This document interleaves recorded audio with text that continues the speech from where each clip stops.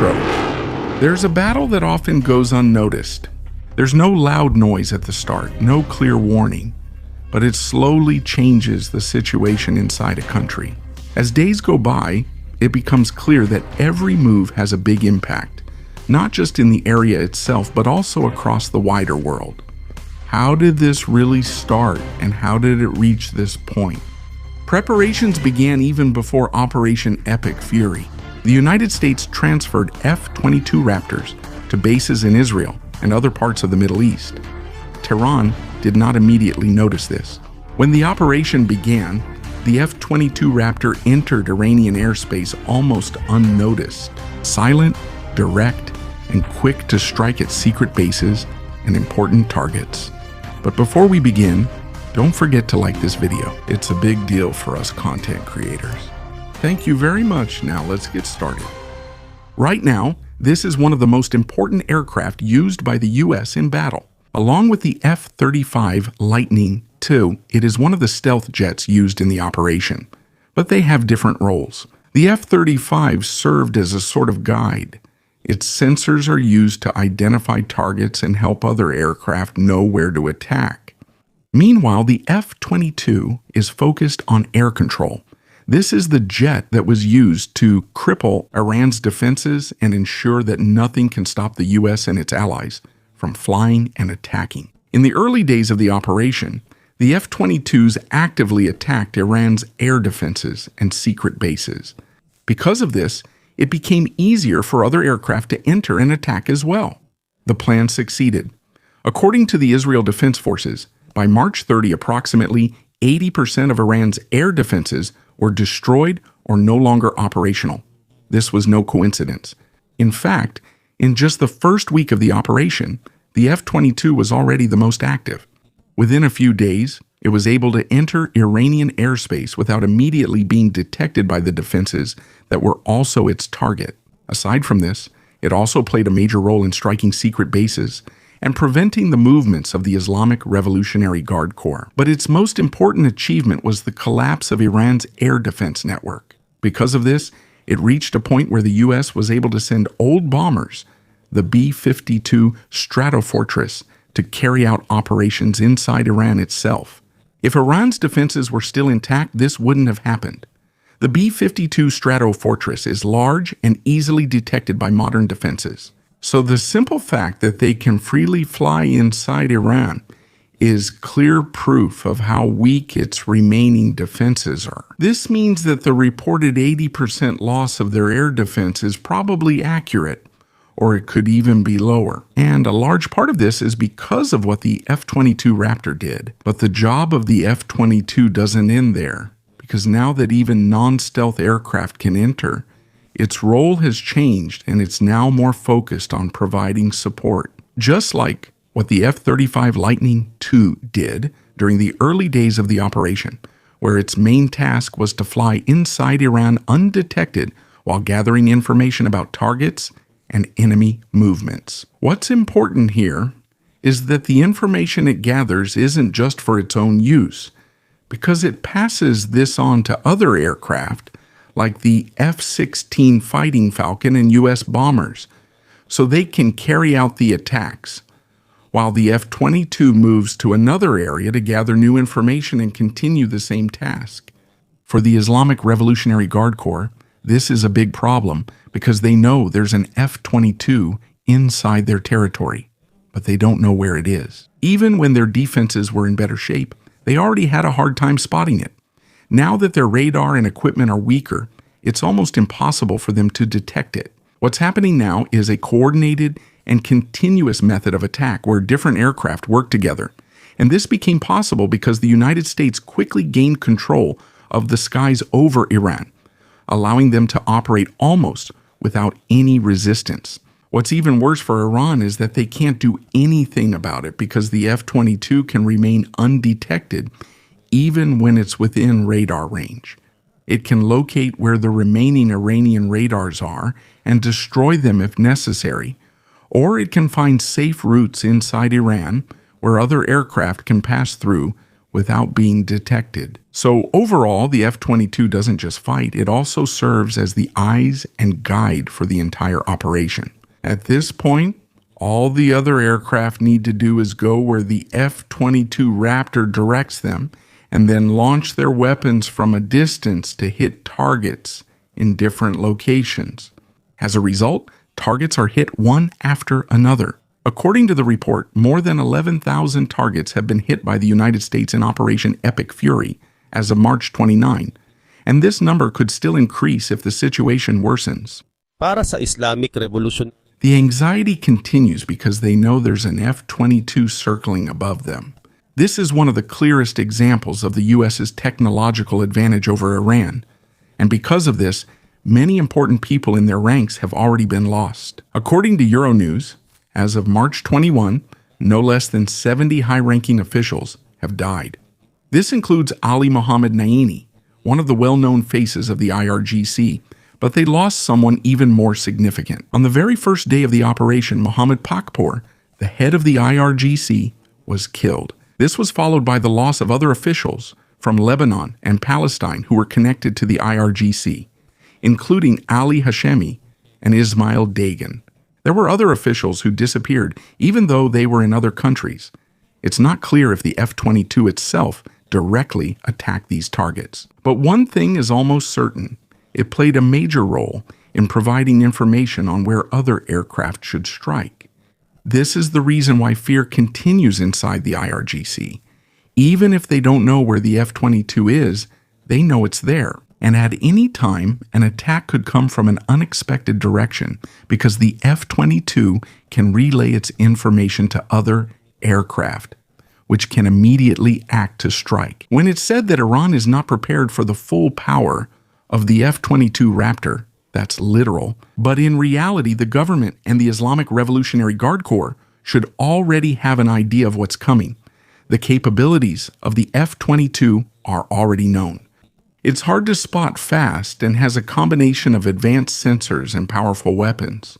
According to the United States Air Force itself, it combines near invisibility with the ability to move quickly and be hard to track.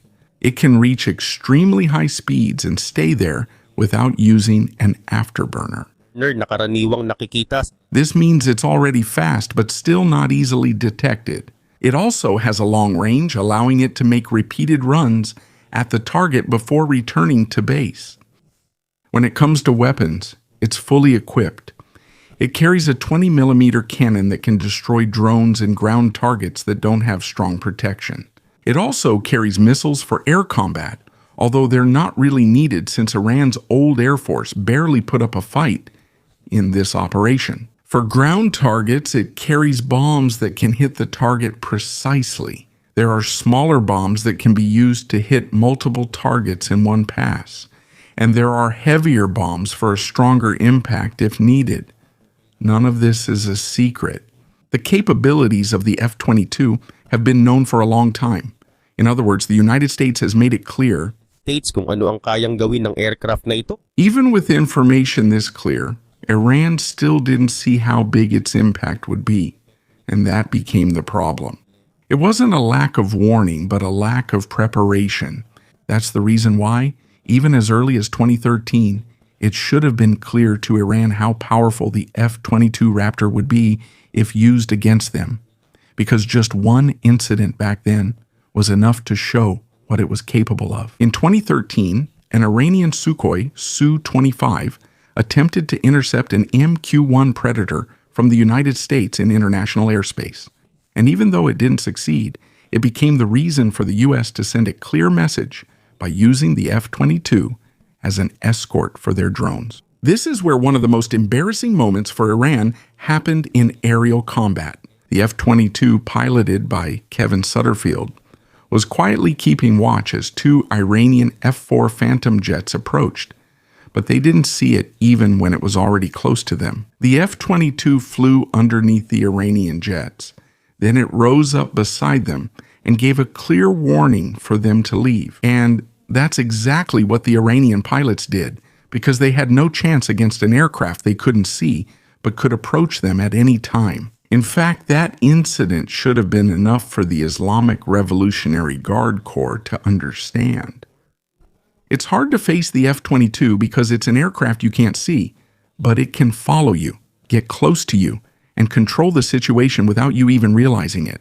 Now that's exactly what's happening inside Iran under Operation Epic Fury, where thousands of targets have already been hit directly or indirectly with the help of the F-22, which can't be detected by radar or Iran's jets.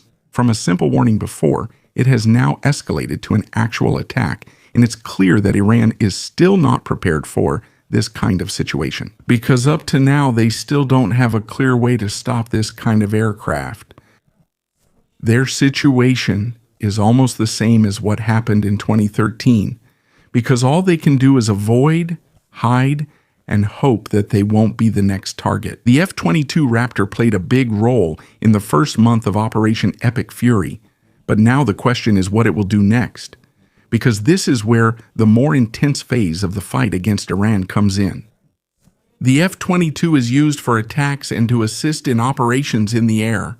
Many targets have been destroyed, secret bases have been hit, and attacks have come one after another without being seen. But now, it seems that the situation is heading into a more serious stage. While this is happening, there are signs that the United States is preparing for the possible entry of troops into Iran, and it's almost certain that the F-22 will play a role in that operation. 2 Marine units, the 31st and 11th Marine Expeditionary Units, are already on their way or are already in position, and they will be joined by soldiers from the 82nd Airborne Division. So there will be around 6,000 elite soldiers ready in the region, in addition to another 1,000 soldiers stationed at bases around the Middle East. Overall, the U.S. has forces that can be used for large-scale ground operations if necessary, but it doesn't seem like the mainland of Iran is the actual target.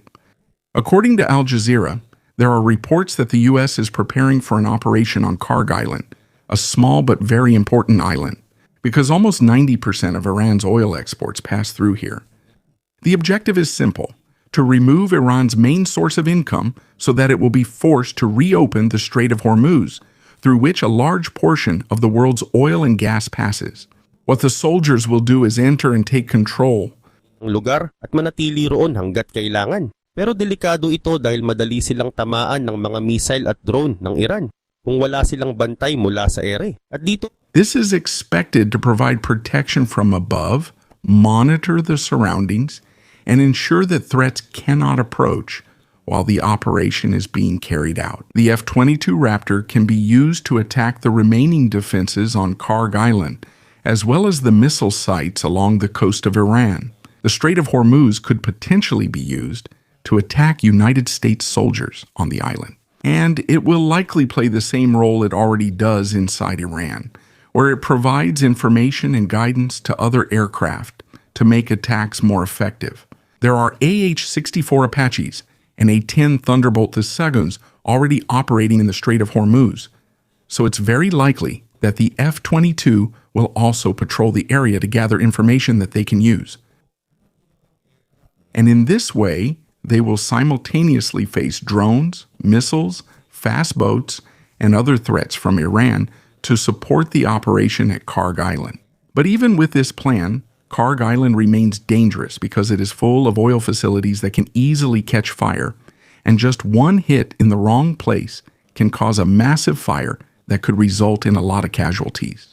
So even with the F-22, this is still not an easy operation. It's also possible to use the F-22 to weaken the island's defenses first before the soldiers enter, through consecutive airstrikes together with the F-35 Lightning II and other aircraft, if the U.S. is confident that they control the skies. Aside from the island, the F-22 can also focus its attention on the shores of the Strait of Hormuz, especially on hardened targets like missile sites and weapons storage facilities. It can use precision bombs to reduce the threat to ground troops and add to the damage already caused by previous U.S. attacks on these areas. Because of its stealth capability, it will be difficult for Iran's remaining defenses to stop it. And even if there are soldiers with shoulder-fired weapons, they likely won't be able to react in time because the F-22 can arrive, attack, and leave quickly before they can respond. But perhaps the most important thing the F-22 Raptor can do while the United States prepares for ground operations is to remain a constant threat from above, just as it has done from the beginning against Iran, because the Islamic Revolutionary Guard Corps can hardly detect it, and it can continuously patrol the coastline. In this way, any attempt to launch a missile against Karg Island will be immediately detected. And because of the information provided by the F-22, there is a high chance that these can be intercepted or stopped before they hit. Iran also knows that their soldiers will have a hard time moving if they try to strike back on the ground. Because if you combine the blockade at sea and the presence of the F-22 above, there is a very small chance that their forces can cross from the mainland to the island. There is another possible scenario. Donald Trump warned that the U.S. could target Iran's water desalination plants, which are very important for making water clean and usable. So if this happens, not only the military will be affected, but also civilians. Right now, Iran is already facing serious problems like air pollution and a long drought. And according to The Independent, the water levels in some reservoirs are already low. So if these plants are also hit, the situation for the people could get even worse. However, this could still happen. And if it does, it's likely that the F-22 will play a role again because it can attack without being seen, even if Iran guards these places. But a lot of things could change before it gets to that point. If the U.S. succeeds in capturing and controlling Karg Island, there would be no need to go to such measures because they would already have control over Iran's economy, and Iran might be forced to reopen the Strait of Hormuz. Whatever the next step of the United States may be, there is a high possibility that the F-22 Raptor will still take the lead because since the beginning of Operation Epic Fury, it has been one of the most used assets in the critical parts of the operation, and that won't change as the U.S. prepares for the possible entry of troops into Iran. As the operation enters a new phase, the role of the F-22 in surveillance and target identification will become even more important, and assisting other aircraft to ensure continuous attacks and maintain control of the situation. In this situation, the effects of the operation are seen not only in the air but also at sea, especially in the Strait of Hormuz. This is one of the most important oil shipping routes in the world. A large portion of the energy supply passes through here. That's why whatever happens here immediately affects different countries. When there's a threat in this area, ships become cautious. They don't just sail through. If there's a possibility of an attack or conflict, because of this, sometimes the movement of tankers and cargo ships carrying oil and other products slows down. When the flow slows down, the supply is affected. And when the supply is affected, prices go up. You might not feel it right away, but gradually it is felt in different parts of the world. For Iran, the Strait of Hormuz is important. A large portion of their oil exports passes through here. If they lose control of it, not only the military will be affected, but also their income. On the other hand, this is also important for the U.S. and its allies. That's because many countries rely on the continuous flow of oil from the region. So this isn't just a simple conflict between two sides. It has an impact on the whole world. Because of this, warships in the surrounding area have become more active, not just to attack, but to guard and make sure that the passage remains open. There are ships on standby to respond immediately if there's a threat. Others are guarding the tankers to ensure their safe passage. Because of this, the situation at sea is more controlled now compared to before. But even with this presence, the danger doesn't go away. There's still a possibility of attacks from small boats, missiles, or drones from the shore. Even if they're small, they can still cause big problems if they hit a ship. That's why coordination between aircraft and ships is important. The aircraft keeps watch from above while the ships operate at sea. This way, possible threats can be identified more quickly. The information from the air is immediately relayed to the ships so they can decide whether to avoid or take action. Because of this, they can respond more quickly to whatever happens. As events continue to unfold, it becomes clearer that the battle is not only on land and in the air, but also at sea. And in every part of it, proper coordination is important to maintain control. For countries that rely on oil from this region, it is critical to keep the Strait of Hormuz open. So even if they are not directly involved, they have an interest in what happens here. Some countries are observing, while others are ready to help if necessary. Because of this, the scope of the situation is expanding. It's no longer just about one operation or place. It is becoming part of a bigger issue that affects many countries. And with each passing day, maintaining control over this passage becomes more important. Because of this, the supply needed by many countries depends on it. In the end, it can be seen that the battle is not just about strength, but about who can better keep supplies moving smoothly amid rising tensions. In this situation, it's not just oil that's affected, but also the broader flow of trade between countries. When there's tension in the Strait of Hormuz, it's not just oil tankers that are being cautious, but also ships carrying various products. This includes food, electronics, and other items needed every day. When there are delays in the passage of ships, deliveries to different countries are affected. It may not be immediately felt, but over time it shows in the prices and availability of goods. There are companies that are forced to change their routes to avoid danger. When the journey is longer, the costs increase, and usually these additional costs are passed on to consumers. This also affects the ports. When the arrival of ships is delayed, a backlog occurs at the ports. The movement of goods in and out slows down, affecting the normal flow of trade. Because of this, companies become more cautious. Some are slowing down shipments, while others are looking for alternative suppliers to avoid bigger problems. This is not just a business issue, but also a matter of supply security. When the flow of products is uncertain, countries become more cautious in managing their resources. Some countries stockpile more supplies in preparation for possible shortages. Others look for closer suppliers so they don't have to rely too much on risky routes.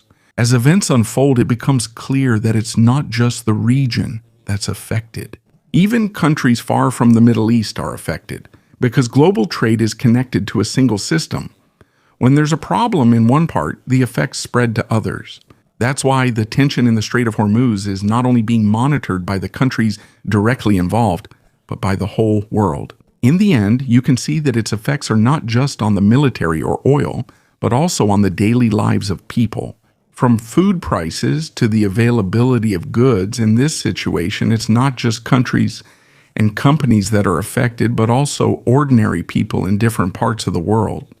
When oil prices rise and trade is affected, it is gradually felt in everyday expenses.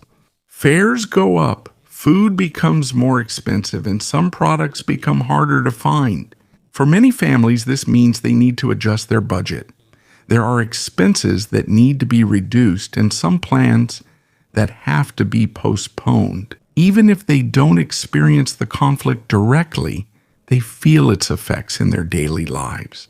In this way, we can see that a situation that started in one place can affect a much broader part of the world, down to the most basic level of daily life.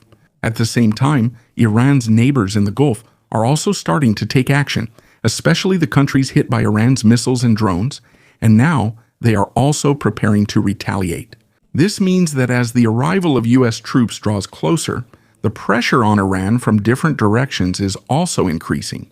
In this situation, Iran could be caught in a bind because it will have to face the U.S. forces at the same time. And the actions of countries that were not directly involved in the conflict before, but are now gradually starting to move. 2.